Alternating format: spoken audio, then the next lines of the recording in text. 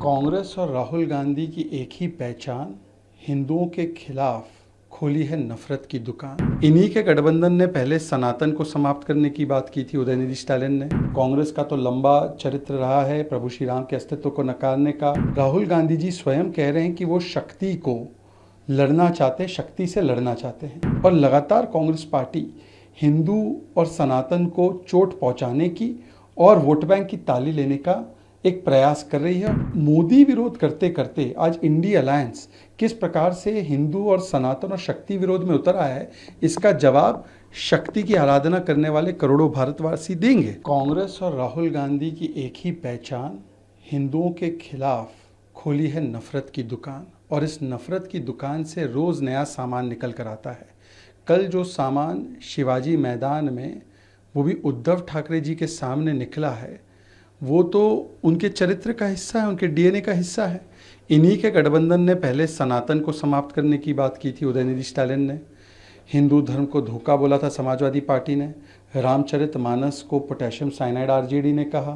कांग्रेस का तो लंबा चरित्र रहा है प्रभु श्री राम के अस्तित्व को नकारने का और राम मंदिर के खिलाफ लटकाने अटकाने भटकाने का, हिंदुत्व आईसिस बोको हराम होता है ये कहने का। और अब राहुल गांधी जी स्वयं कह रहे हैं कि वो शक्ति को लड़ना चाहते, शक्ति से लड़ना चाहते हैं। शक्ति के अंदर भारत की एक प्रकार से विश्वास और उसके भरोसे का वो केंद्र है।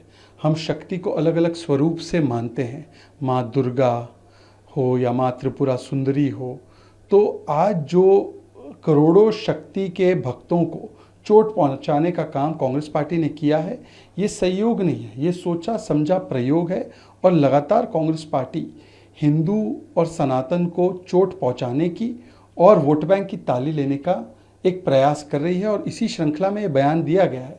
इसीलिए भारत जोड़ो यात्रा जब शुरू हुई तब भी जॉर्ज पोनैया नाम के पैस्टर ने कहा था कि शक्ति ये असली भगवान का स्वरूप नहीं है, और राहुल गांधी ने सहमति जताई थी।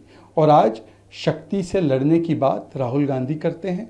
इन्हीं के साथ ही ये राजा कहते हैं कि मैं प्रभु राम का दुश्मन हूँ।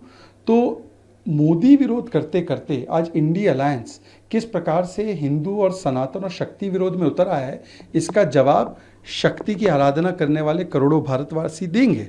पर मैं सवाल पूछना चाहता हूं उद्धव ठाकरे जी से कि कैसे वो मंच से उतर नहीं गए ऐसी बातें सुनकर। मैं पूछना चाहूँगा ममता दीदी से कि माँ दुर्गा भी तो शक्ति का स्वरूप है, क्या वो इस प्रकार की बातों को स्वीकारती हैं? उनके ऊपर भी सवाल पैदा होता है।